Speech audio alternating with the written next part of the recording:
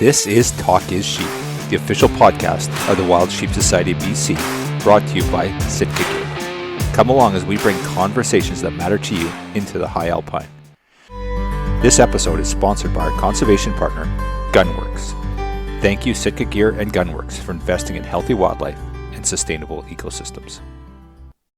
Well, here we are back in the studio, and a good friend of the podcast, no stranger to conservation and Talk is Sheep.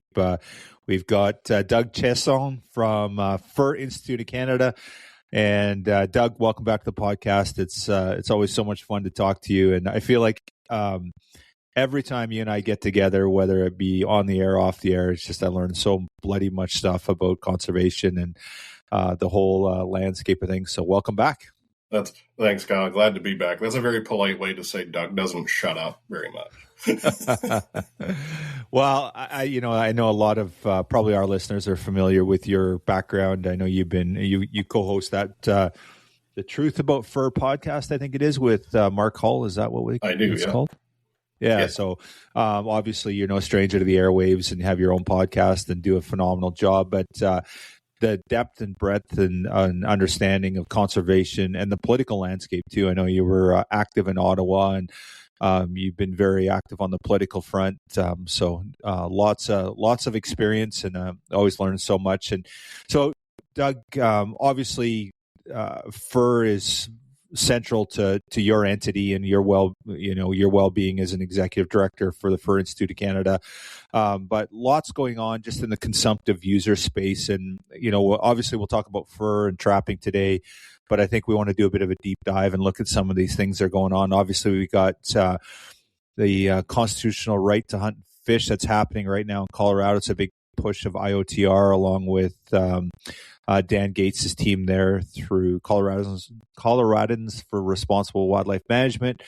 And then, of course, we got IP28, the Peace Act that's going on in Oregon. So I think maybe if our listeners know a little bit about those, but some good things for conservation and science-based wildlife management and hunters and anglers and trappers, and some not so good things with IP28, depending on how you look at it. But anyway, lots to peel back today. And so anyway, how the hell are you doing, buddy?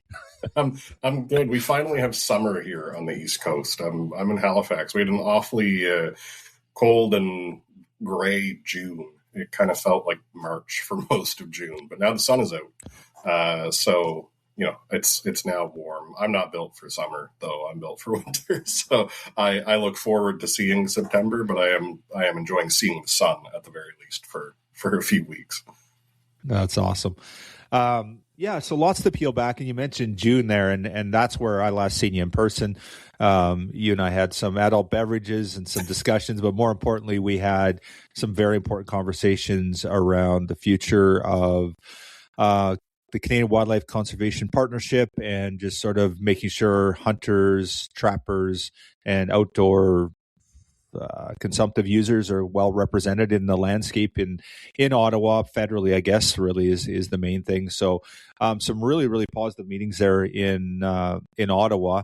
And we had our inaugural meeting at that event down there in Ottawa. So let's maybe peel that back. And, of course, Fur Institute of Canada, the Wild Sheep Society of BC, along with SCI Canada and Delta Waterfowl, the four of us were the founding members. We stood that organization up and kind of got them on their feet now, and they're off and running. And, I thought that was a fantastic first sort of in-person meeting that we held in Ottawa. And what are your thoughts on the whole process? Yeah, I mean, it's been really interesting to see, the CWCP taking its kind of first steps of it was. It was one thing when it was the two of us and Chris Everett from SCI and Brian McRae from Delta being like, we're gonna do this, and it's gonna be interesting, and everyone's gonna get on board, and we're gonna do these great things, and the four of us have saved the world. But now to see, we have over 20 members who have joined the CWs, our partners, I guess, who have joined the CWCP. We have really great broad participation from across the country, from across the consumptive user space, the consumptive wildlife user space. We have trappers organizations, we have guide outfitters organizations, we have wildlife federations, we have falconers, we have sheep hunters, we have waterfowl hunters. We have this great cross-section of the Canadian sustainable use wildlife space, and that continues to grow. It's not that we've topped out at 21, 22 partners right now. There's a lot more to come. And now that we're getting to the point of this isn't just a couple emails going around. This is now we've sat down at a table. We've talked about forward planning. We've talked about, we've elected new members to our steering committee. We've got subcommittees that are working on particular parts of what we're going to do.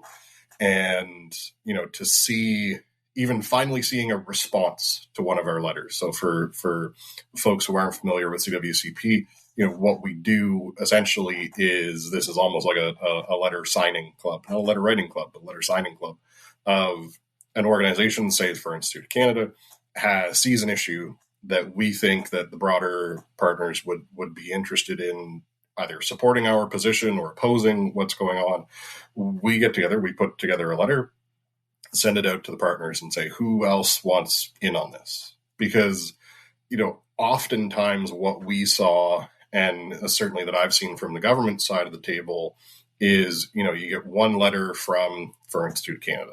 And then like a couple of weeks later, you got a letter from Wild Sheep Society BC. And, a couple of weeks later you get, and it's not, it doesn't have the punch necessarily to make political decision makers stand up and go, oh, wait, this is something we should pay attention to. But you get a letter that has Fur Institute of Canada, Wild Sheep Society BC, SCI Canada, Delta Waterfowl, Trapper Association Nova Scotia, BC Wildlife Federation, North American Falconry Association. You get 16 or 18 organizations all signed onto this letter, and you go, oh, wait, we probably need to pay attention to this because this represents hundreds of thousands of Canadians or millions of Canadians who are paying attention to that thing we did. And they actually have some really good points about what we're proposing, and maybe this will require us to take some different steps.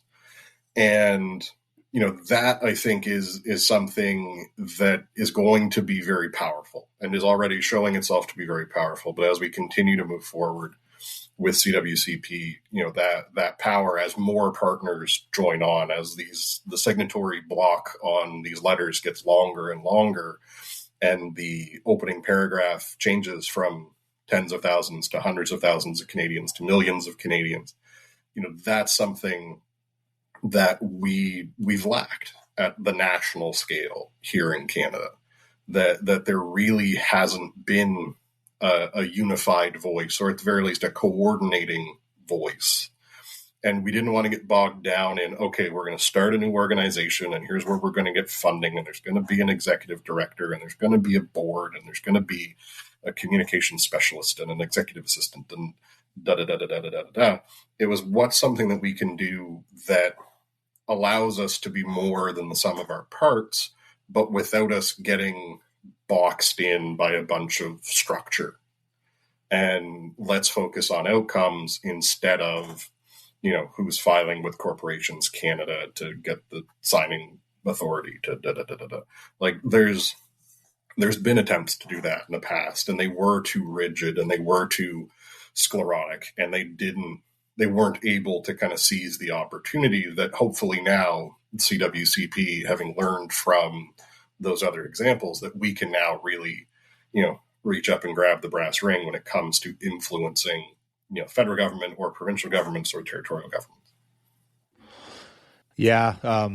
Well, lots to unpack there. And I think that's the one thing, like, we just haven't had like a very substantial national voice. That there's other sectors that have, and maybe it's because we're too broad-based. The consumptive user groups are such a wide-based group of individuals. And you look like the gun lobby; they've done a pretty good job. Like there's some pretty successful groups that are doing that, but we've never really united the consumptive users and in our space. And so I think that's what this has done. I'd like to pick your brain a little bit on this, Doug, because of your background experience. So maybe you could talk a little bit about, I think you served under the Harper administration when Stephen Harper was the prime minister, and you worked in his office. So you've had that experience, that background, looking behind the scenes and sort of, what happens. So you get a letter like that, you've referenced that, and I know you've worked in other offices too. You get a letter, you go, shit, there's a million people here. Okay, we need to pay attention. So you mentioned that. Is it also influential when you get thousands or hundreds of thousands of letters on a specific issue from concerned citizens, and there's the form letter piece that, okay, and there's the electronic form letter, like, okay, you just get the million emails that say, okay, act now, this issue, and it's from different people. Talk about the impact that has, because that's something that we've done electronic letters, we've done physical letters here at the Wild Sheep Society of BC on specific issues, but how important is, and I think the phone calls are really important. I think that's pretty safe to say. But talk about like the impact you see when you were involved in office about these things coming in. What's effective, what's not effective. Yeah, so like you say, I worked in Ottawa from 2011, 2014, or 2015, I guess, during the Harper majority years, working primarily as ministerial assistants of various, as a senior policy advisor, I was an issues manager, I was technically a press secretary at one point. And I also worked in Manitoba for Premier Brian Palliser. I worked in the Premier's office in Manitoba. So I've seen at the federal and provincial level how these things get handled. And, the first thing I can say, and hopefully not to burst people's bubbles as they're listening, is no one cares about form letters. is like no one cares about the individual form letter. I guess I should clarify. Unless it's coming from a constituent, generally they're not going to get a response. If you're someone that lives in the riding of the minister or lives in the riding of an MP, MLA, MPP, MHA, MNA, that, sends that to the minister and says, I'd really like to see a response. And, okay, sure, you're going to get a response, but form letter gets a form response at best. Those special cases of form letters will get a response, but it's going to be a form response.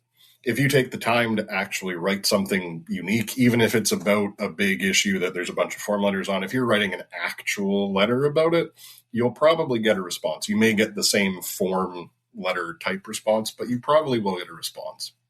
And, I can speak to this with some authority because I was an issues manager and a senior policy advisor at Fisheries and Oceans. And at the time, and I mean, maybe even still today, but I certainly know at the time, the single issue that generated the most correspondence for the Canadian federal government was the seal hunt. So we got all of those. If you sent them to the environment minister, if you sent them to the prime minister, if you sent them to whoever, it came to us. But we didn't see the form letters. We'd get a report of like, we got 332,000 form letters about seal hunt. 332,000 people clicked the button to auto-generate the letter. And there have been some advances, I'll say, in the technology out there around form letters of, whether they're AI generated or there's kind of a package of pre-prepared letters that you get a little bit more personalized. And, I know that the folks at Howl for Wildlife have done a lot of really great work on, making it more than a form letter. And I think that there's value in that because if nothing else, just the number of correspondence coming in on a given issue is an indicator to decision makers. It may not get you a response, but you can say, at the very least, I clicked the counter up by one, and there is value in that. So, but don't sit there holding your breath, waiting for your response from the Minister of Fisheries when you tell them that seal hunting is bad. You're just probably not going to get one.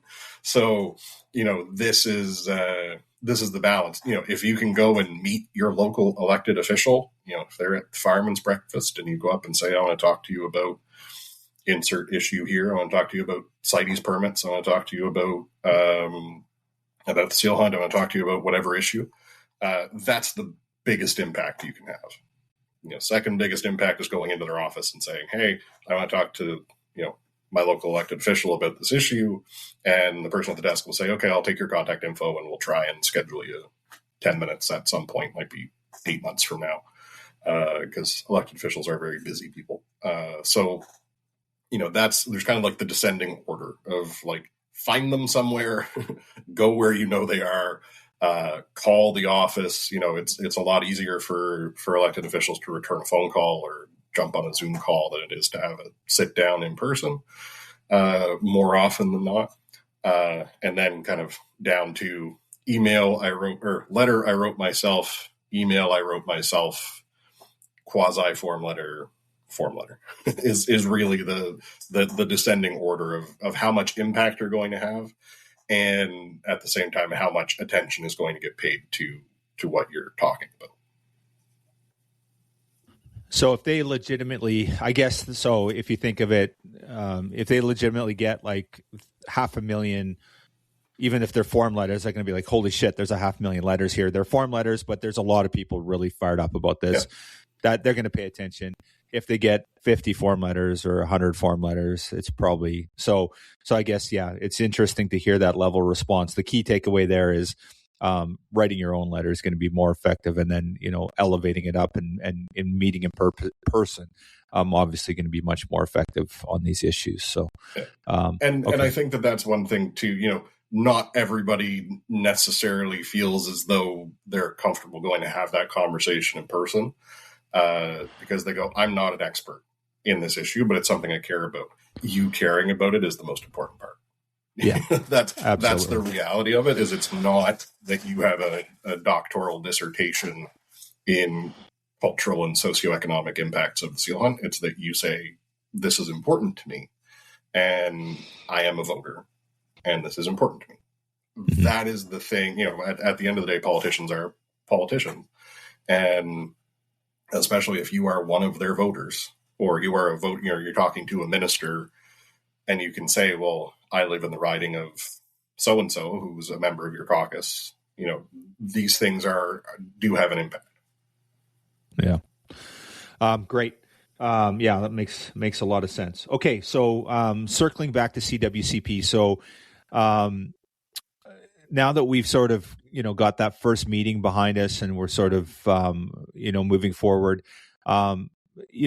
maybe talk a little bit about you see the role CWCP playing in the future. Like, what are some of the things? And we're seeing a lot of pressure across the landscape, and we're kind of seeing it down south now because of, I think, IP28, this Peace Act, and the stuff that's gone in Colorado. But it's, we're not immune to it here in Canada. We've just seen that Raincoast came out with a pretty strong statement around the wolf call. The BC government sort of indicated that they're going to stay the course on, managing wolves for caribou recovery. Kudos to the government on that. Science-based wildlife management. We'll always give you a check mark for that one. I don't like to comment too positively about good work government's doing, but they got one right there. But of course, Raincoast has come out against that. So lots of issues out there. So maybe talk about, the role CWCP will play in the future as we move forward. Well, I think this is one of the really interesting things about CWCP is because we have such a broad membership even already, is it's a lot of eyes on the landscape of this may be a seemingly small regulatory change buried on page 80 of the Saskatchewan Royal Gazette. But if that small regulation change is indicative of something bigger and broader, and a change in either legal approach or philosophical approach of government, that's something that may be important to a lot of other organizations across the country that never ever would have noticed that. Very few of our organizations, if any of our organizations, frankly, have the capacity to see everything that's going on. And, I can speak to this personally from the FIC perspective. We are a national organization. We are, arguably one of the only national scale sustainable use of wildlife organizations here in Canada. We also play a very significant role internationally advocating for Canadian fur and international trade in wildlife. We're a small shop. We don't have a team of lobbyists. We don't have 6 firms on board doing monitoring for us to see what happened in question period in the Northwest Territories. It's not something that we're necessarily able to do ourselves.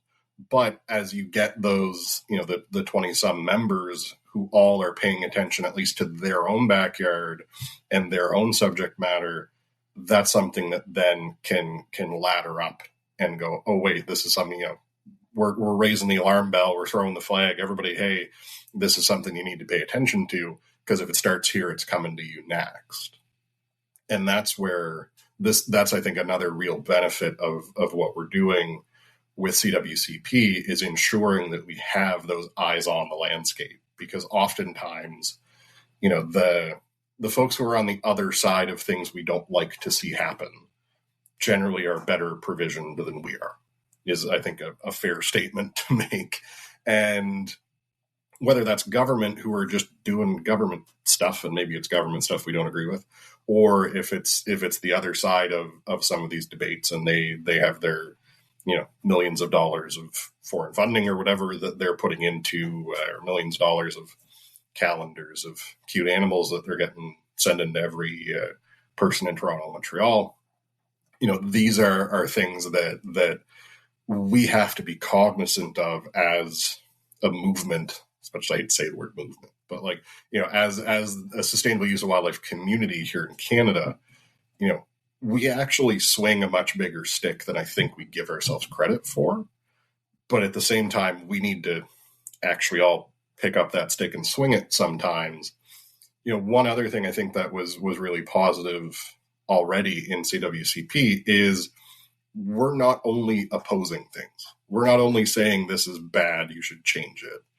There was last fall, I think, here in Nova Scotia, there were some changes made. We got Sunday hunting. We got a longer deer season. They lowered the big game hunting age to 12. CWCP sent a letter saying, this is great. Congratulations on doing good things. And I can say from the 6 or 7 years I worked in politics, I didn't get a whole lot of letters that said, congratulations, you're doing good things. My bosses didn't get those kinds of letters. So those punch through in a way that blending into the field of letters of angry people, doesn't necessarily get you through. Being an organization that only opposes, that's just everything is bad and we are never happy, eventually you kind of tune that out and you go, well, they're never going to be happy. No matter what we do, they're never going to be happy. So, being fairly early in the process and being, aware enough, cognizant enough, and mature enough to say, hey, this is good. We should just say this is good. And so, kudos, you did a good thing, I think is another thing that will, hopefully other governments go, hey, they're going to say nice things about us if we do good things. So we're going to do more good things. They say more nice things about us. It's interesting. I've never really thought about it, but it's like you get more bees with honey, right? Like if you show that respect and that reverence or whatever, that gratitude when it's due, then it makes sense, and then they'll be willing to listen to you when you come up with a legitimate gripe. If you're the guy that always bitching at the door, like, oh, it's him again, we're not answering the door. So, and there were when I worked in politics, there were stakeholders like that I was just like, listen, I know what you're going to say. I'm just going to put you on speakerphone and do actual work, but you get it out of your system. I know you're unhappy about what we did. You can say that you called and yelled at the minister's office. Great. All right. I'm going to do actual work here. Because especially if there isn't substance behind it, if we're opposed to something and here's the substance of why, and this is something that's going to be thought provoking to the people whose job it is to read these letters up to potentially including the minister, where they go, oh, wait, this actually, they're making some really good points here. Maybe we do need to think about this a bit differently, or maybe we do need to pause that decision or reverse that decision and take a new angle. Anytime that you can suggest an alternative course of action or a more positive approach, that's another thing that I'll be honest about. Politicians and political staffers can be, I won't say are, but I'd say can be lazy. If you put them in a position where they can copy and paste what came out of your letter into a briefing note, that makes everyone's life easier. Just saying, I don't like the decision you made. Okay, well, what would you rather we do? And they're like, I don't know, that's your job. You figure it out. Right. It's not going to get you very far. Yeah. No, that makes a lot of sense. Well, and you think about lobbyists, guys and gals that are paid to do this job. they're building relationships, they're building trust, they're building access to those offices. They're not walking in and just knocking on the door and being an asshole and saying, you're wrong. Like they're coming with solutions, and they're building relationships, and that's the key to those. So yeah, something to be taken from that book for sure. So Doug, let's talk let's do a bit of a deep dive. So we look at the challenges we're having in the sustainable use community, and the fur industry is kind of at that pointy end of the spear. And you and I talked about this offline before, and it's kind of like the grizzly bear hunt. People are like, oh, the grizzly bear hunt's let it go, and then they'll leave us alone because the grizzly bear hunt's so combative. That's the best thing that ever happened to the hunting community. Heard that before in BC here. Right. And there is some conjecture on like, what do you defend? Like, and I know SCI, they're like, hey, we're going to if it's legal, we're going to defend it no matter what. Like, we'll defend it to the very end. And I think that's the right approach. Personally, I'll speak from my personal perspective, not a society perspective, because at the end of the day, it's if trapping goes away, or the grizzly bear hunt goes away, or that spear hunting that's legal, or whatever, bad example, but what I'm saying. It might be controversial, but is it legal? Is it ethical? Has it been accepted by the government? We have to defend it because they're not stopping. The wolf is at the door, and we always use this analogy, and I know people get bored and tired of it, like, oh yeah, the wolf's been at the door for the last 50 years. Yep, they have been. Yep. That's legitimate. Go back to the Walt days. So I think it's one of those things where the controversial parts of what we do to maybe people that don't understand, that it's hard to message grizzly bear hunting. You guys are at the pointy end of the spear again with the fur side of things and trapping. But it's not going to go away, and they're not going to stop at grizzly bears or black bears, or it's much broader than that. So we have to sort of, in my opinion, I think we got to defend it all. Yeah, well, I can say this as a guy whose job it is every day to defend foothold trapping, seal hunting, and mink farming. Everybody loves me. I don't get death threats on social media at all. But this is the thing: is there are a lot of people, I will say, even within our broader community, that may have issues with some part of that. But I think it was the first place I ever heard it was Clay Newcomb on the old Bear Hunting Magazine podcast before he went to Meat Eater, talking about the need to guard the gate, and that we need to be at the gate. And it's really easy for us to fight amongst ourselves. It's really easy for trappers to fight with outfitters about who's taking wolves where. It's really easy for hound hunters to fight with trappers if a dog got caught in a snare. It's really easy for trappers to fight with other trappers. That you should be using killing traps. No, you should be using foothold traps. These are the kinds of debates that, in a world where we were free of outside threat, would be great for us to have discussion and debate about. But, as I often say to some of my members of my board, is like, I wish that we could afford to fight amongst ourselves.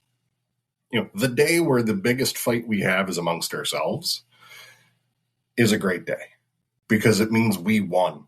It's a great won all the big fights. Yeah, but we don't have the luxury of having those fights internally today, and it is because there are organizations out there who are dedicated entirely to ending what we do.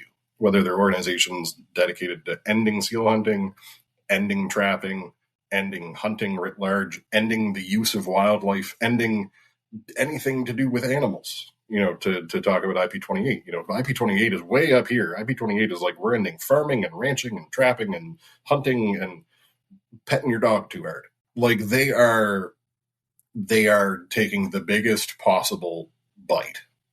And I think they're going to find it's far too large of a bite to chew. But then you end up with organizations that take a very surgical approach. And they say, we're just going to target this one particular thing that maybe even has folks within the hook and bullet community, within the sustainable use of wildlife community, that even there's people in there that have an issue with this. And I saw this in March. I went down to Denver at the invitation of Dan Gates from CRWM, to go and testify at the Colorado Parks and Wildlife Commission about a petition to ban the sale of fur in Colorado. And, as I said I think it was on Dan's podcast, I was like, I need to come here and be a part of this fight with you guys, because if they get rid of you, they're coming to us. And if they get rid of you and come to us, I don't have you guys to rely on, because you're done. If they're able to whittle away and whittle away and whittle away our community by getting rid of, the snaremen, by getting rid of the hound hunters, by getting rid of the grizzly bear hunters, everybody they can pick off around the edge of the herd means the herd gets smaller. And that smaller herd is going to have a lot harder time fighting against these outside threats. So we as a community, at the very least need to find ways to agree to disagree on particular things and say it's more important to work together on the things we agree on than to get just caught up in fighting about the things that we disagree on. And I think that's one great thing about CWCP and about the model that we've adopted based on the AWCP, based on America's Wildlife Conservation Partners, is it's affirmative. It's positive. It's I'm choosing to sign on, not we're going to look at you funny if you don't. And, I can say there's been letters that FIC hasn't signed off on at this point. And there were reasons for that, and they were understood. And that's a great thing that from fairly early on, we can say, okay, here are letters that are going out that don't have everybody on them, but they still have enough organizations on them that this is still going to be impactful. And it may well be that someday there's a situation where FIC is signed onto a letter and Sheep Society isn't. And that's not a problem in my eyes, because we all have our own unique situation and our own particular issues, our own particular relationships that we need to be able to maintain on our own. I don't want the entire Canadian sustainable use of wildlife community to all believe the same thing about everything, because that just means that we're vulnerable on the things, on the blind spots that come as a result of that. Yeah, holy dynamite, lots to unpack there. So let's talk a little bit about some of the challenges that we're having right now, and sort of like the attack on science-based wildlife management. So this is, you talked about going down and testifying in Colorado, and it maybe let's just talk a little bit about the Colorado circumstance, but recognizing that our industry is not immune to this, the consumptive use industry. So Colorado, what they're going through, and you can talk about this because you probably know more about it than I do, Doug, but about, they've got a governor there that's kind of not pro science-based wildlife management and pro sustainable use. They're kind of, I think, from my understanding, his partner is maybe basically anti-hunting, effectively anti-sustainable use. From what I understand, that might not be completely fair to say, but along those lines. And so what they've done is they've built a commission around that. They've appointed commissioners, which the governor has the right to do. And that commission is filled with people that don't necessarily sign on to science-based wildlife management. And now they're making decisions that are contrary to Colorado Parks and Wildlife. So Colorado Parks and Wildlife is making decisions. They're making recommendations to the governor or to the commission, and the commission saying, no, we're overturning that. And it's not based on science. It's based on, what's right. That's not the terminology. Exactly. Yeah. It's morality-based decision-making as opposed to evidence-based decision-making is really what we're seeing. Or emotion-based decision-making is probably an even better way to frame it in Colorado. And this is something, really started a few years ago with a ballot initiative to try and end mountain lion and bobcat hunting, and also lynx hunting, which didn't exist in Colorado because Canada lynx is an Endangered Species Act listed species there. But there was that. There was an attempt to ban sale of fur in the city of Denver that was defeated resoundingly. So now there was another petition that went to the commission that was to ban sale of fur in Colorado, with a bunch of like very particular caveats. Of the attempt to ban fur in Denver fell apart because CRWM and some of their partners did a great job of building a very broad coalition. They had trappers on side, sure. They had predator hunters on side, sure. They had the broader hunting community on side, sure. Great, not that surprising. They got ranchers on side, not only because of depredation on livestock, but also because of cowboy hats. Your top of the line cowboy hats are made of beaver felt. So if you make it illegal to sell beaver felt in the state of Colorado or in the city of Denver, it means no one can buy the nice cowboy hats. They tapped into the fly fishing community, the amount of hand-tied flies that use fur in some way, shape, or form. These are the things that really they got buy-in from tribal authorities in Colorado as well, saying this is an imposition on Indigenous rights in Colorado. They built a very broad coalition and they defeated it resoundingly at the city of Denver, and then brought this. They were like, oh, we lost. Let's find another way around to avoid this, and came through with a petition through the commission system. And I was there in the meeting where the staff at Colorado Parks and Wildlife and the director of Colorado Parks and Wildlife, who was appointed by the governor, sat there and said, we recommend you do not implement this petition because it's wrong. Essentially, is it ignores the very good work that Colorado Parks and Wildlife does on fur bearer science and monitoring fur bearer populations and monitoring trapping mortality. One thing that's made this in some ways a very strange debate is in Colorado since the mid-90s, they haven't had the ability to legally use a lot of the trapping technology that we take for granted here in Canada. They can't use snares. They can't use body gripping traps. They can't use foothold traps.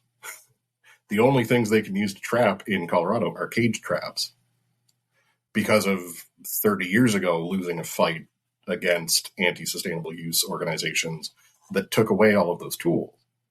So, the directors, they're going, we have good science. We have no reason to believe any of these species are at risk from trapping-based mortality.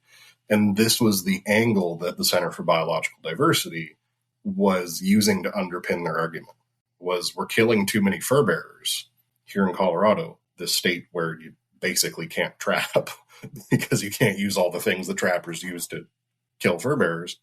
We're taking too many of them. This is we don't have reliable science. We don't have da, da, da. And I sat there through the 45-minute or hour-long presentation from the CPW scientists. And I was like, I wish we had fur bearer science this good in a lot of our jurisdictions in Canada. And they're sitting across the table saying, Center for Biological Diversity sitting across the table being like, this isn't good enough science. It's like, it's really asking people to just ignore the reality in front of their face and just make a decision in no way, shape, or form based on evidence.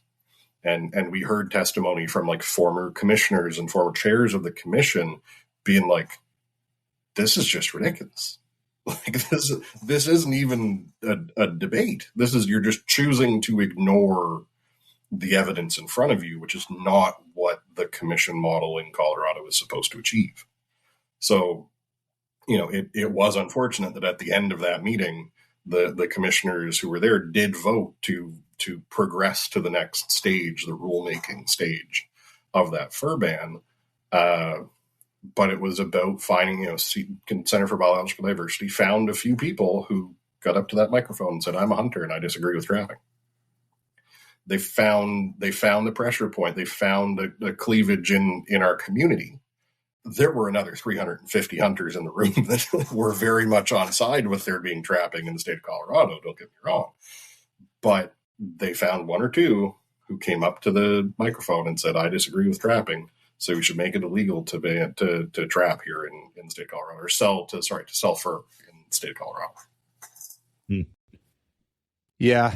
So let's just talk a little bit about now closer to home. So that's amazing context, and appreciate that, Doug. And so, but we look at us sitting here in Canada and we're like, okay, yeah, but that's Colorado, Yeah. that's Oregon, that's not Canada. And I'm like, well, first of all, what did they do with grizzly bears? What did they do with the seal hunt? And these are all microcosms of the industry. And but you and I both know, you and I have seen it because we've been in these meetings with government officials. There is an element of that within the bureaucracy of our provincial wildlife systems, federal. Yeah. There's anti-hunters within those groups that do not support sustainable use. Now, that's their personal beliefs. And so that's why, we have to stay the course. So we look at, like we said, with Rain Coast supporting, coming out against the cull, and the BC government staying the course. That's a huge win for our consumptive use community because it's based on science.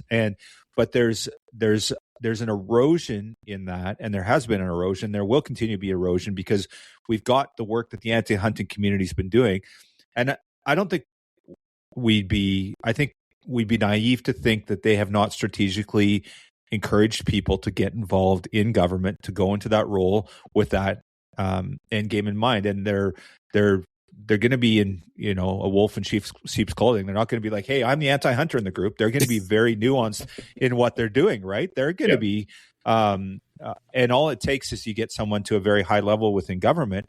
And now, of course, they answer to the minister. But what happens if you get a minister that's anti-hunting as well? And you get those two things combined. And that's kind of what's happened in Colorado. And don't think it can't happen in British Columbia or in Nova Scotia or Newfoundland or Manitoba. It can, and it probably is happening. So I think that's something we have to be cognizant of, and we can't let our guard down. We have to continue to push because that's a genuine threat. So, really at stake is the North American model of wildlife management. That really is what's at stake here. And that's the bedrock of how we manage our wildlife. And every state and province is a little different because we know these are provincial jurisdictions here in Canada, but it's still a problem. And if we don't keep up the fight and we don't continue to push for it, it could easily evaporate. Well, and this is something that I spend a lot of time talking with folks about is the politics of hunting, politics of trapping, politics of the seal hunt, politics of fur farming. Is, I can say the Fur Institute of Canada is lucky in a lot of respects in that we have good relationships really on all sides of the aisle in the House of Commons. And part of that is the history, part of that is our ties to Indigenous communities and Indigenous livelihoods. Part of that is our ties to history. And part of it is just being lucky enough to find the right person in each party. And, we would have had, I should say, people from insert party X come to us and say, listen, I'm getting a lot of flack internally on supporting the seal hunt. And we're on fairly solid ground for now. My party isn't going to come out against the seal hunt, but I need your help. I need you to come talk to this MP or this MLA or this, or give me some talking points that I can use so that I'm, I can sound like I'm more informed than I am. And, that's something that we've been lucky when it comes to, at the Canadian level, when it comes to trapping, when it comes to seal hunting, especially, there's enough heritage and history and stuff that we haven't had any party come out and be blatantly anti-trapping or be completely anti-seal hunt in recent years anyway, except for the Green Party, but I'm ignoring it, as should everybody. But it really is a case of, we see on certain other issues that are kind of in or tangential to our community where things start to get politically polarized. And if we get to the point that there's only one party that defends firearms ownership, or we get to the point where there's only one party that defends hunting writ large, then we're a political football. I'd rather us be something where every party is trying to compete for our support and say, I'm going to do this thing that you guys want. And the other party go, oh, we're going to do these 3 things that you guys want. That's the only way for us to be safe, if we can ever be safe. And, it's very rare that you hear people calling for the end of the dairy farming industry. Right? There's a debate about supply management. There's stuff around the margins there, but no one's like, what, we need to stop dairy farming. Yeah. There's no question in the federal leaders' debate about like, will you end dairy farming? Because they have, there are dairy farmers across the country, and they meet with their elected officials, and they take them on farm tours, and they, this is something I tell to our members at FIC, like Trappers Associations, like invite your elected officials to your rendezvous or to your convention or whatever. Have them come and meet your people and have them understand that trappers are people, that we're not like murderous psychopaths in the woods. Like, we're not all the mad trapper.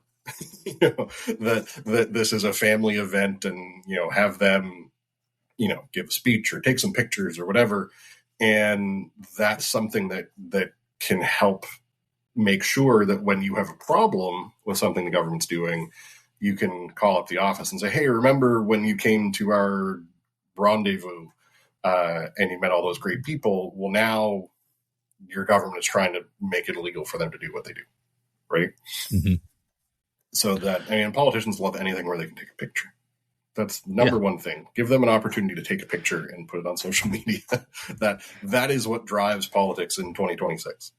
I say it only half jokingly and tongue in cheek, but when we have our lobby day in Ottawa for Day on the Hill, a lot of MPs and senators want to meet with us because we're going to make a great picture, because there'll be a bunch of people wearing fur coats and big mitts and hats and stuff. There's that element of it that makes it, makes us kind of stand apart. We used to do our lobby day in May or June, which is a terrible time to be in Ottawa wearing a fur coat. Wear a fur coat in June. It's 90 degrees out. That would make a picture. You're like sweating, all red-faced. So we moved it to February.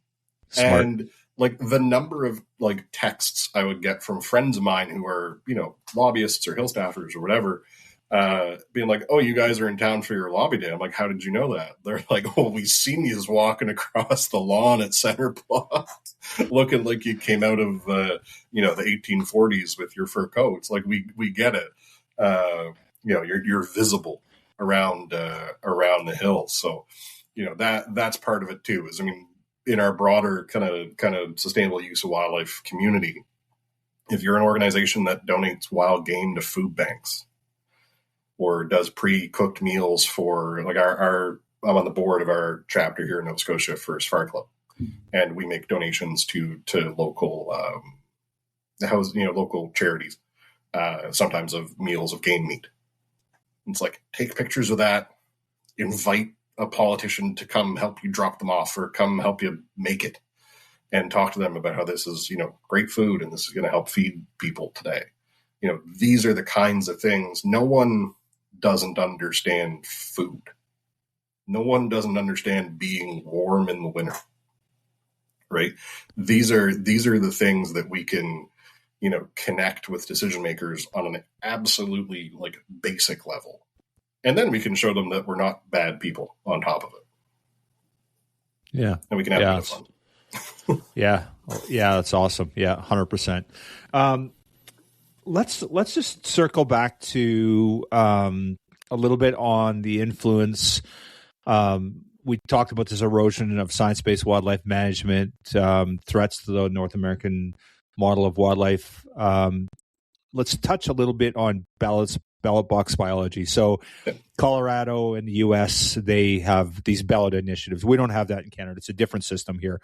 But we have something almost a little bit worse, where there can be unilateral decisions by a politician. For example, John Horgan in BC in the grizzly bear hunt. So he basically campaigned around the concept of he's going to stop. He's going to do something around the grizzly bear hunt. We didn't really know exactly what, but in the end, he just walked in and he just stopped it. One, like, it was swipe of the pen.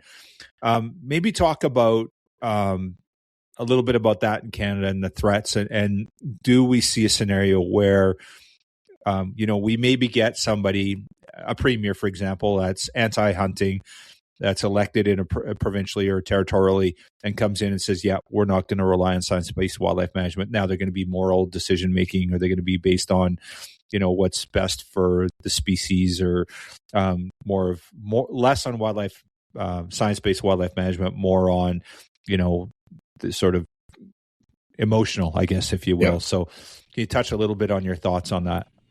Yeah, and this is something I spent a lot of time talking with Dan about in Colorado, of kind of the Canadian model versus the American model and the whole commission model. And there's certainly folks in our community in Canada that think we should adopt the commission model and we should move decision-making out of the hands of politicians.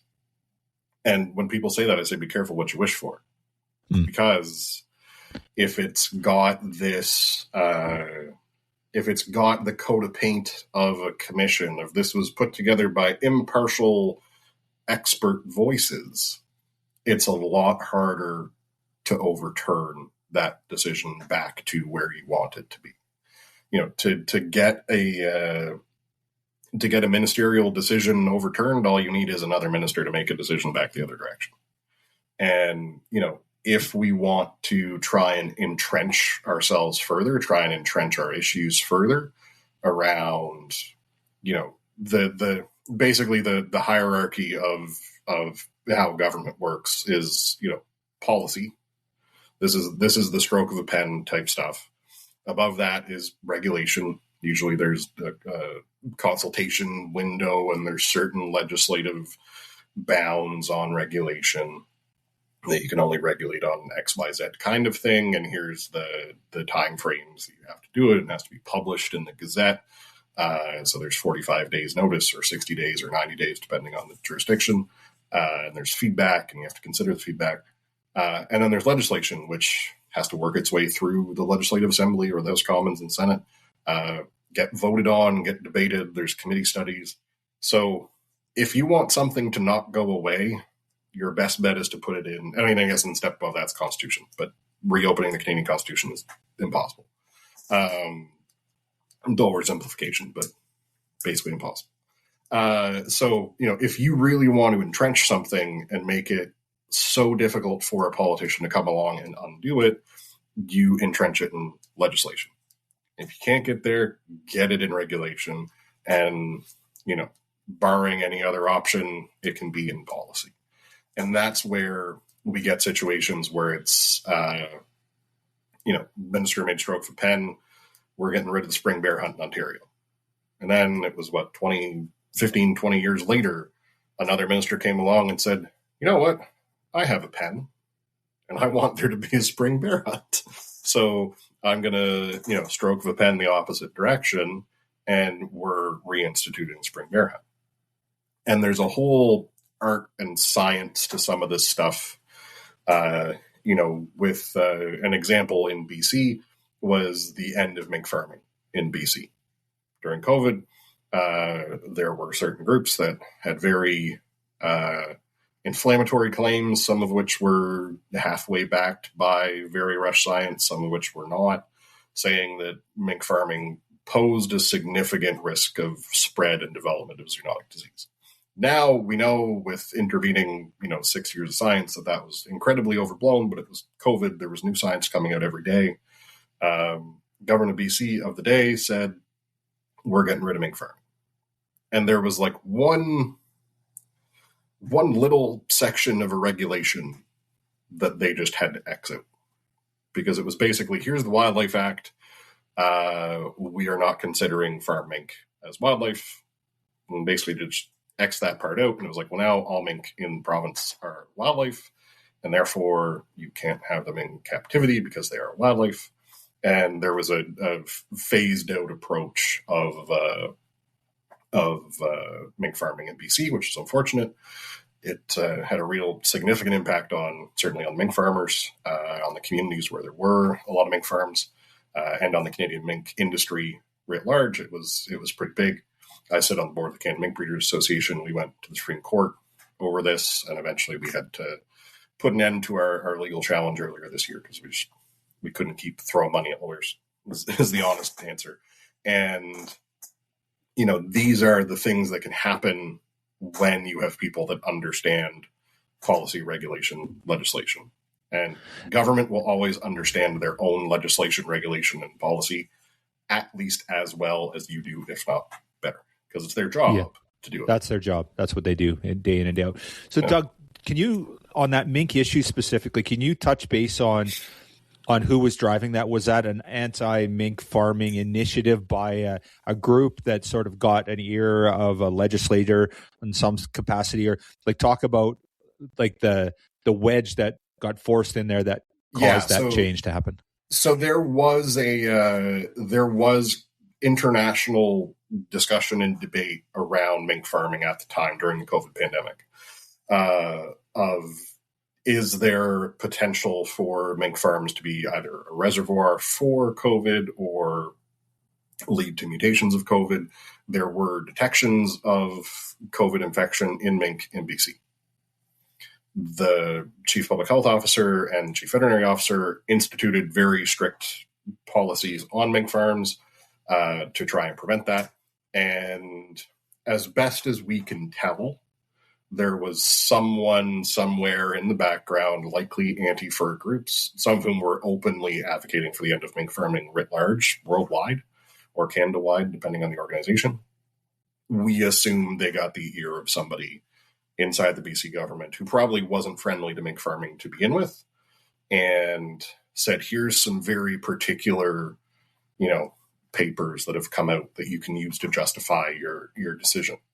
And, the other jurisdiction we saw that banned mink farming during COVID was Denmark. They were, I believe at the time, the world's largest or second largest producer of mink. And the government came in and said, kill all your mink tomorrow. Basically, they instituted a call of all of the mink in Denmark. They dug big holes and pushed mink into the holes with bulldozers. It was pretty dire. And shortly thereafter, it came out that what the Danish government did was illegal. They didn't have the regulatory or legislative authority to actually do that. And there were lawsuits, and there's millions of dollars the government fell over it. The prime minister had to apologize. It was a whole big thing. Unfortunately, in BC, it kind of ended more with a whimper. And in Denmark, they're now restarting mink farming. There are mink farms in Denmark again. In BC, unfortunately, it kind of just got caught up in the bigger debate around COVID measures, and it unfortunately led to the end of mink farming in BC.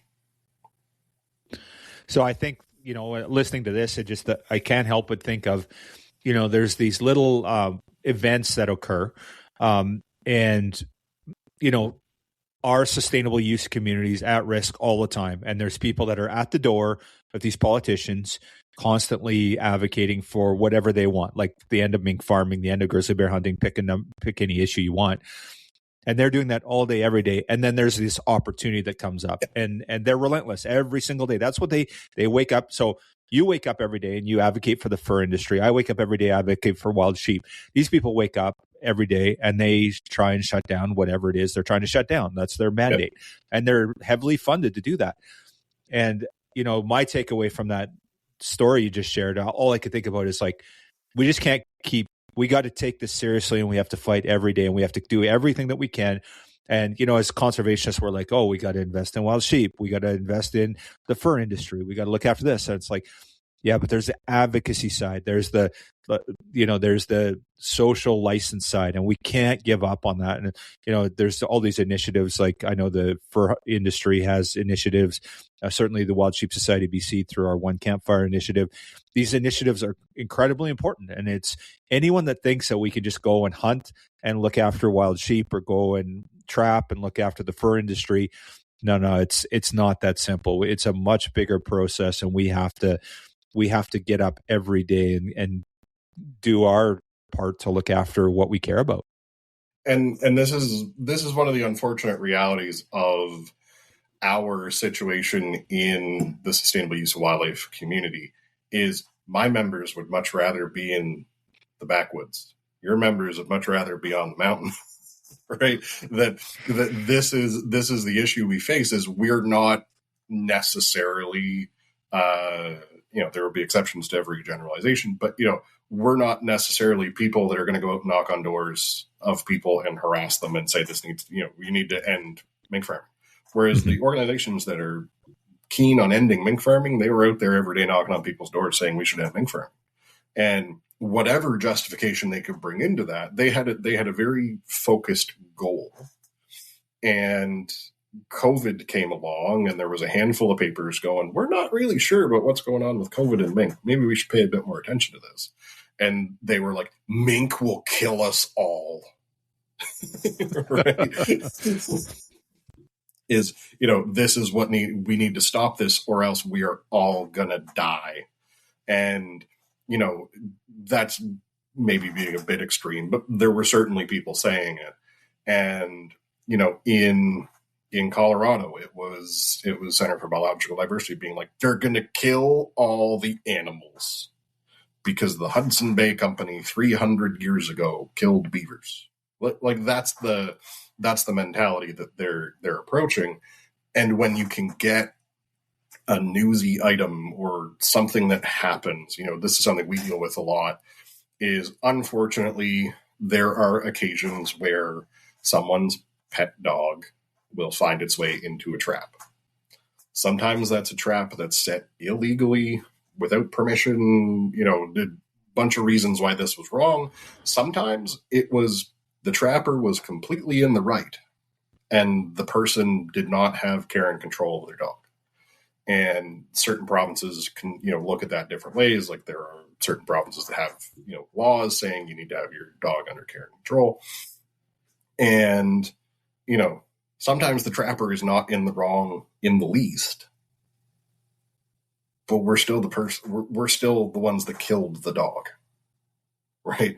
It doesn't necessarily matter when people are looking at someone's dog that's dead. That's all they're thinking about. So, these are the kinds of situations that we have to communicate about in the fur industry and say, well, here's all of the work that we've done. Here are all the educational resources we put out there for trappers to make good decisions about where they put baits, where they put traps. Here's videos, like we have videos on fur.ca of how people can get their dogs out of snares, how they can get their dogs out of traps. We've put a lot of time and effort into making sure that people's dogs don't end up in traps, and trappers put a lot of time and effort into making sure people's dogs don't end up in traps, because we know that is a fundamentally emotive issue.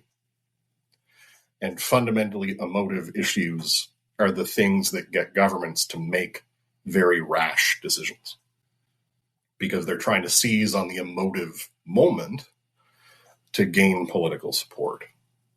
And, that's what happened with the seal hunt on 3 or 4 different occasions now, where there was an emotive moment, red blood on white ice, very, very inflammatory images.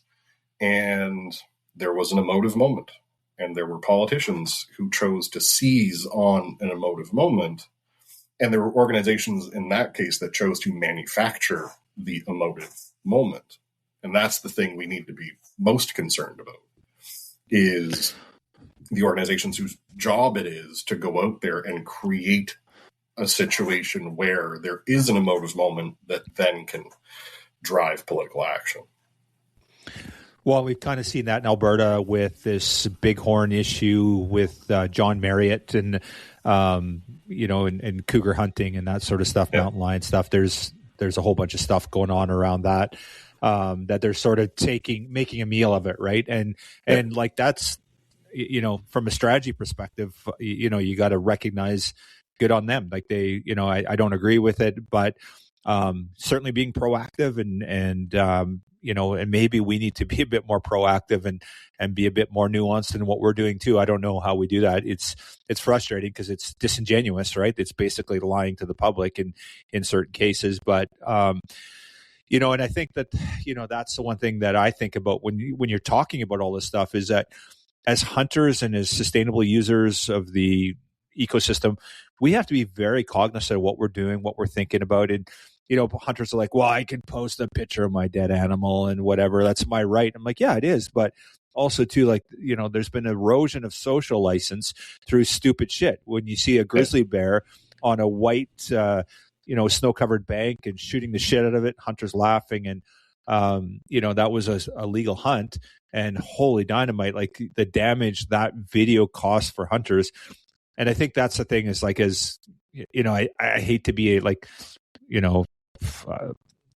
play into that, but we have to be, we have to think about what we're posting and what we're doing in this area of social media.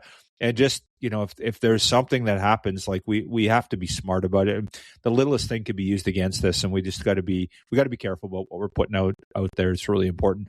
And I'm, grip and grin. Yeah, big deal. I'm not saying we shouldn't do grip and grins, but at the very least, bloody hell, do a good job of how you're messaging it and what you're going to, like, having blood everywhere and a tongue hanging out is not going to get any social license for anybody.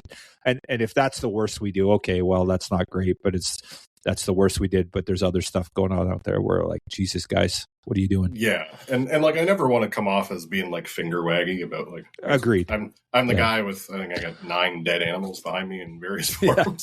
It's you and me both. 3, 4, 5, 6, 7, 8, 9, 10. Yeah, somewhere under a dozen anyway. And the caribou antler, but that's not necessarily dead animal. But this is something that got hammered into me when I did my trapper egg course here in Nova Scotia a few years ago. Was on the first day of the trapper egg course, the trapping instructor looked around the room and he said, I need everybody in this room to understand that one of you could be the person who puts an end to trapping in Nova Scotia. What a great message. Seriously. He's like, take a minute and think about that. Yeah. You could be the person that puts an end to trapping in Nova Scotia. If you do something wrong, if you do the wrong thing in the wrong place, even potentially if it's legal, if you do it in the wrong place, wrong thing, the wrong place, the wrong time, you could be the guy on the news. And that could lead to a politician doing something that they're going to regret, but that they're going to do something that will negatively impact and potentially even put an end to trapping in Nova Scotia. And, I think that talking to the emotive moment, and that the anti-side can grab on to the emotive moment, seize the emotive moment. And, they only need to be lucky once. We need to be lucky every time, right? But I think that for us, we need to look at it as, we don't necessarily have, on our side of this discussion, we don't necessarily have that one big, giant emotive moment. Or if we do, it's very rare. Here in Nova Scotia in 2009, 2010, I forget, there was a singer-songwriter from Toronto. I'm forgetting her name, and I apologize for forgetting her name. She got killed by 2 coyotes in Kibern House National Park. That was an emotive moment that trappers were the solution to. And the government of Nova Scotia took a number of measures to immediately address the issue of coyote populations in Nova Scotia. There were a lot of coyotes that got trapped or shot in Nova Scotia that year. But outside of that, these very, very, very rare opportunities, on our side of things, we don't necessarily have the big emotive moment. But what we do have is a preponderance of very small emotive moments in the grand scheme of things. Very big to the people involved, but small to society. But if we can stack up those small emotive moments, and that emotive moment may be a grandfather and grandson going hunting for the granddaughter going hunting for the first time. That could be, great meal of wild sheep. Small emotive moment, but the more we can do to share those small emotive moments and get across to our neighbors, our cousins, our parents, our brothers, our politicians, that these are all small emotive moments that are important to a family, important to an individual, important to a community. That's how we gain and ensure and entrench the social license that we have, is to say that, no, we're not on the front page of the newspaper, but we are important to X number of thousands of households across the country this many times a year. And part of, we can support that with things like Wild Harvest Initiative. We can support that with things like talking about the value of fur in remote and rural communities, and, the amount of cash that goes into small communities from trapping. There's a lot of things that we can do, these interesting local interest stories of, hey, this is the, 10th generation of whoever who hunted wild sheep, right? Like, these are the kinds of things that may not seem super important in a vacuum, but if we can put together 300 or 6,000 or 25,000 of them, then that's where we can really stake our claim to what we do, and stake our claim to wildlife, and stake our claim to wilderness, and stake our claim to the ability to continue to do what our parents, grandparents, great-grandparents, great-great-grandparents, however far back to time immemorial that folks can trace what they do. And, I think that that's a big piece that we don't necessarily spend enough time on in our community is, we were doing these things long before there was a PETA. We were doing these things long before there was a fur bearers. We were doing these things long before there was a Center for Biological Diversity. The vast majority of these groups were birthed out of the seal hunt in the 1970s. Some predate that by a little bit back into the 50s and 40s, mostly in the anti-trapping side. But, these aren't storied historical organizations. These are fairly new in the grand scheme of things, whereas hunting and trapping go back a lot longer than anti-hunting and anti-trapping. Yeah, well said. And, as you're saying that, and I've heard this before, and I think that one thing as hunters, trappers, sustainable users, everyone thinks, okay, we have this problem with the anti-hunting community, and we have this anti-hunting notion, and they have been effective. They've shut down countless seasons and a whole bunch of other stuff. And everyone's like, okay, well, now, I support you guys, and you guys need to fix this. And that's true. Okay, fair enough. We'll take on our responsibility. But I think each and every one of us has a personal responsibility each and every single day. Look after our sustainable use community. And if there's an opportunity, like, don't be the guy at the party that's like, oh, he's talking about fur hole traps again. But be the guy where, if something comes up and somebody says, oh, this is whatever, like, we all have a personal responsibility. And if we think that, Wild Harvest Initiative or Wild Sheep Foundation or Wild Sheep Society BC or SCI is going to save hunting or sustainable use, or the Fur Institute of Canada is going to save the fur industry, you're wrong. That's not going to happen. We all have a personal responsibility.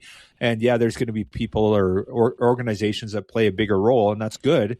And we should support them. But we all need to do our part every single day. We need to be vocal. We need to be good stewards of the land and show, or good stewards for the sustainable use community, and show the benefits and educate people. And when somebody says something stupid, tell them, like, you're being stupid, and this is why. I'll maybe not use that approach, but when somebody says something that's wrong, or you can defend hunting, or there's an opportunity, you have friends over, I know it's stupid, but it's true, is put out some charcuterie that has bear or whatever it is in it. Make sure it's well undercooked if they're an anti-hunter. Did I say that out loud? Anyway, the point I'm trying to make is we all have a personal responsibility. Yeah.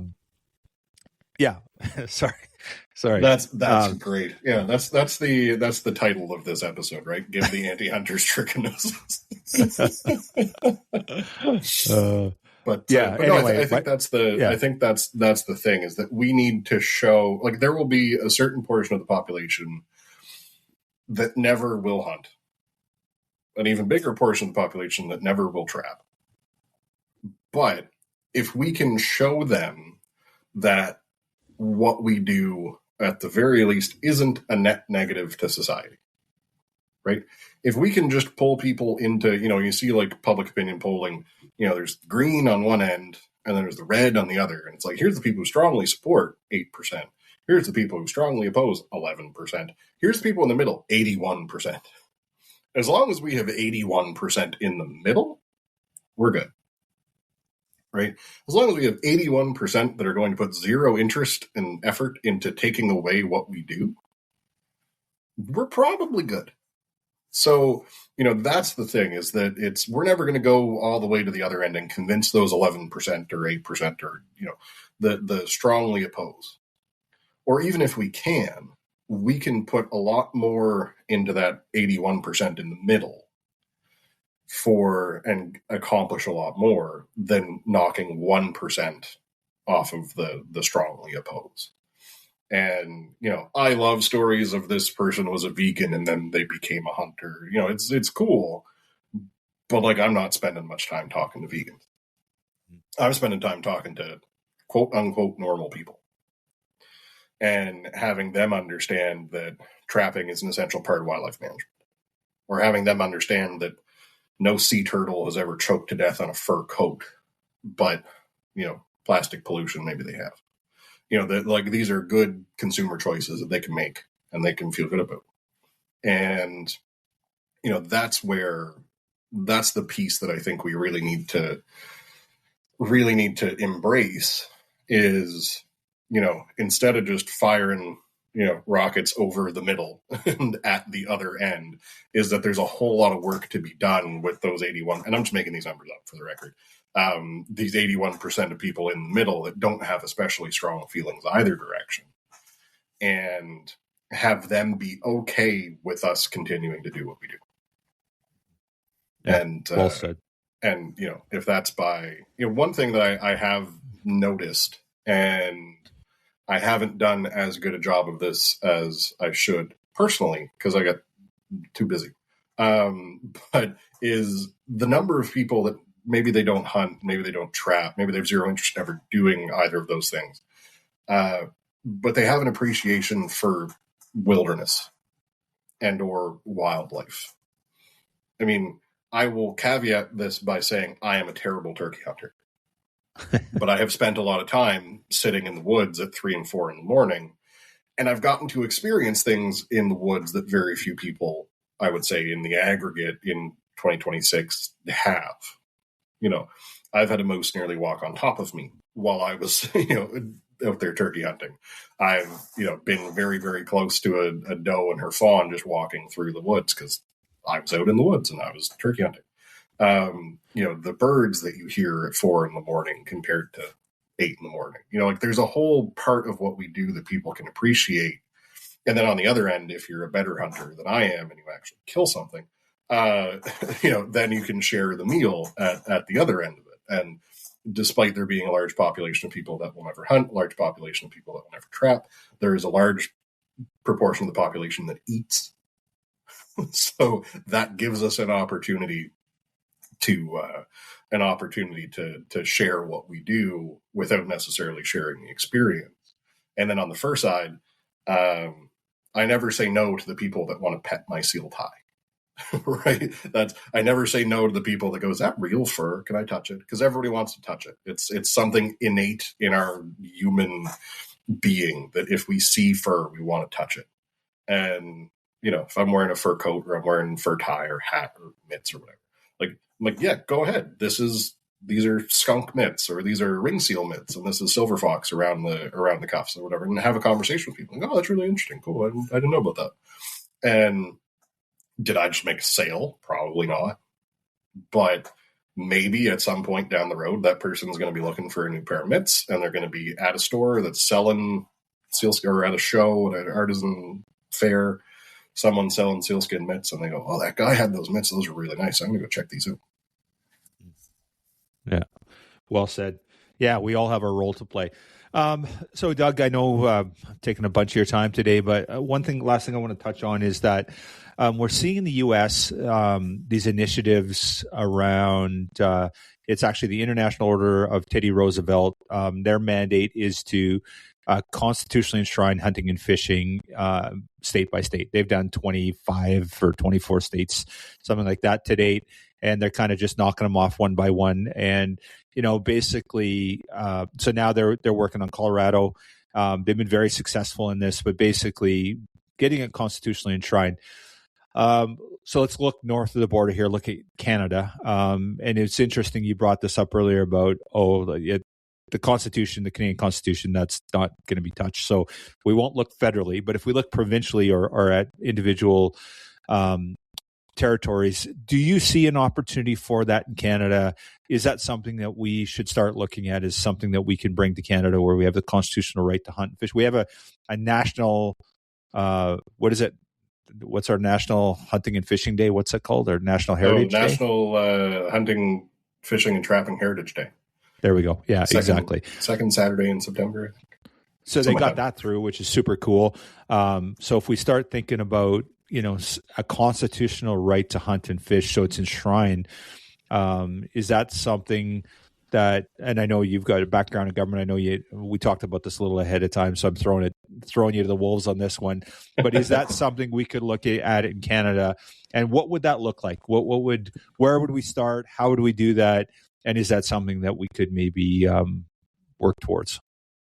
Yeah, I mean, I would say, and I would love to hear the opinions of people who have a deeper understanding of Canadian constitutional law than I have, which is like this deep, is I think that we would end up having a very uncomfortable conversation before having the interesting conversation.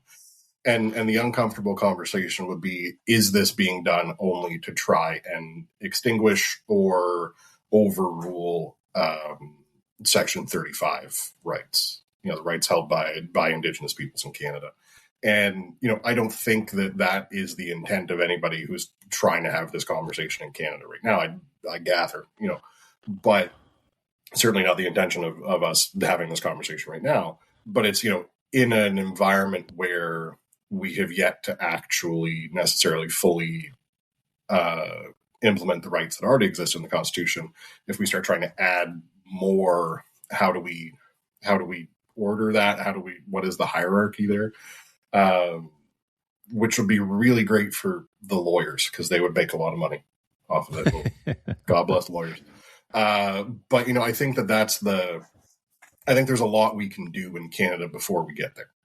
Right. And I think that, one thing that I see, and I've been dealing with this at FIC recently, recently, by which I mean like for the last year and a half, we have a lot of provinces here in this country where our Wildlife Act, like this is a blessing and a curse. The Wildlife Act in many of our provinces was one of the first pieces of legislation that was put in place. As a result, a lot of our Wildlife Acts are very outdated. And there's a lot of room for improvement in the Wildlife Acts and as a result, the regulations that follow under those acts and how those acts interact with other pieces of legislation, and when I worked federally, I worked at DFO, worked with Fisheries Minister, we worked with the Fisheries Act, which was, I think, the second or third piece of legislation ever passed by the Canadian Parliament, much of which is still in the same form. I mean, at that point, anyway, there's been some fairly significant reforms to the Fisheries Act since 2015. But, in 2015, there was a whole lot of pieces of that act that were, Fisheries Act 1868. So, I think that as a community, we probably better serve to look at our legislative frameworks and regulatory frameworks and say, like, what makes sense here? Are there pieces of this that are holdovers from the days of, having to put a letter on a, pony to get it to a cart, to get it to a train, to send it? There's some of this stuff where is there a world where we can make the system work better for us? And then at the same time, is there an ability for us to enshrine what we do better in those acts? Because fundamentally, hunting and trapping in 2026 is incredibly different than it was in 1867. So are there ways for us as a community to better build a system around us? And, some of that is legislative and regulatory. At the same time, I would always rather spend it. No offense to lawyers who are listening, I would always rather spend money on scientists than on lawyers.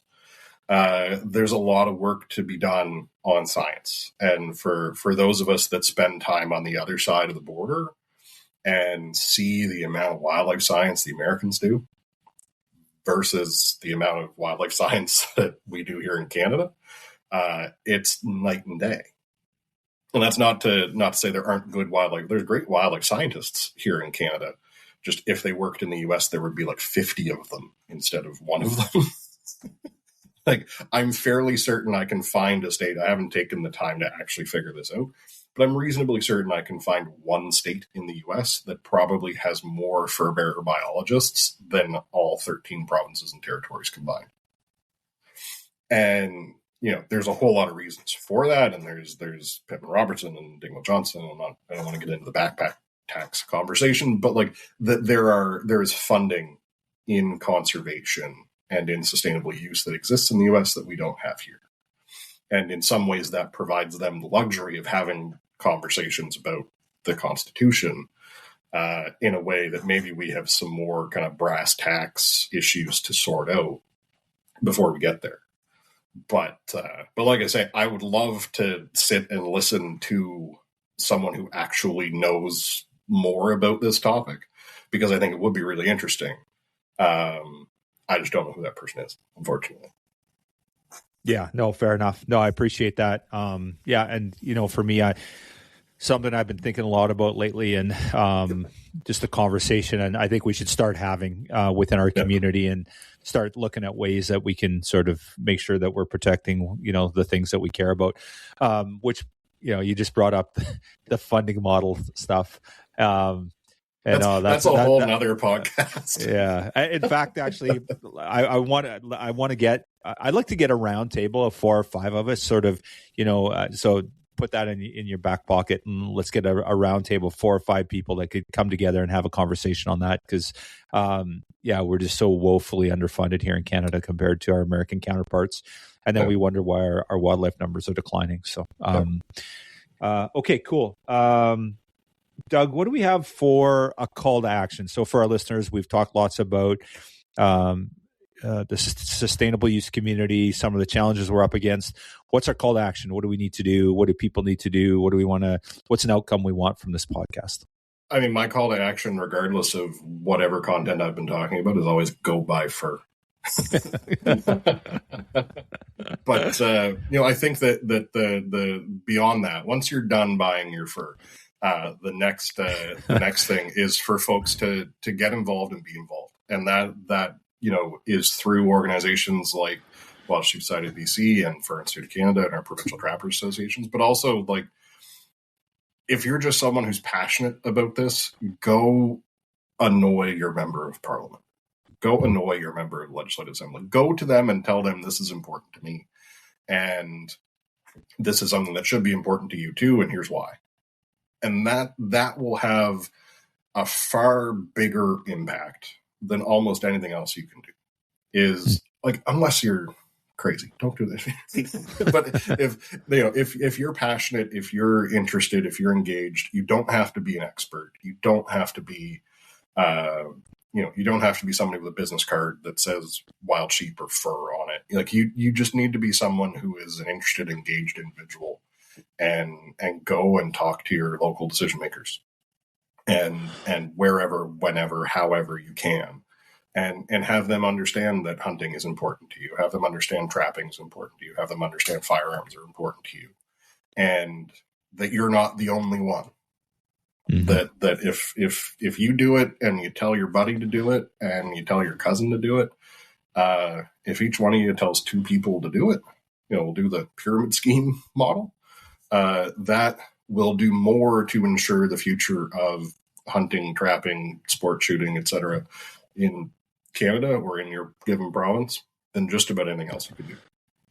Yeah, well said. It's interesting. In BC, we have 110,000 registered hunting license buyers here. So you take that, a community, a family of 4. So assuming not everyone, is a family of 4 with license holders. So you times that by 4, all of a sudden now we're 500,000 people that are making a difference. So yeah, I think we're well beyond that apathetic stage where we're just, and Shockey said that, I've heard on our podcast, he's like, oh yeah, hunters are the worst. Like, politicians don't really care about hunters because hunters, they just want to go hunt. They just want to go out and spend time in the bush. They don't give a shit about politics. Politicians don't care about hunters because hunters don't care about politicians. Exactly. Is the unfortunate reality. And same with trappers, and that's far from unique in 2026 of any given community. But, I would rather us be slightly less apathetic than the people trying to take away what we're doing. Yeah. Yeah. It's the old saying, you don't need to run faster than the bear. You need to run faster than your buddy. Like that's kind of the reality of the situation, is we just need to be one step ahead of the people trying to take away what we do. Yeah, absolutely. And I think the key takeaway there is just take it seriously and be stewards for our community. Like, get that message out there and show up. Like when there's a call to action, when shit's going down, whatever that is, show up. Like if there's something big, like when they shut down grizzly bear hunting, or when they shut down the seal hunt, or when they try and take away your firearms, show up, make some noise and show up. And, again, like we just see, and we got to defend it all. We can't archery, well, whatever, those are those archers. We don't really care. They get in our way anyway. Like, no, it's just like, honestly, all these things matter. And it's just a death by 1,000 cuts. We got to show up for everybody all the time, in my opinion. So, well, we kind of beat that to death, haven't we, Doug? We have now solved all the world's problems, and yeah, we're going to move on to the Middle East now. So the Hormuz, Strait of Hormuz. So yeah, good stuff. Awesome. Well, Doug, always appreciate your wisdom. And honestly, that these are fun times for me when I know that we're going to jump on and have a conversation. It's always deep. It's always meaningful. And I always learn so much. So I appreciate all you do.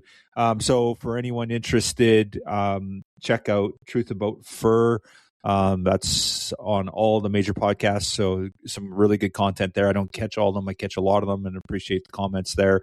And just I guess a call to our listeners is that hunting, fishing, angling, fishing and angling, that's the same thing.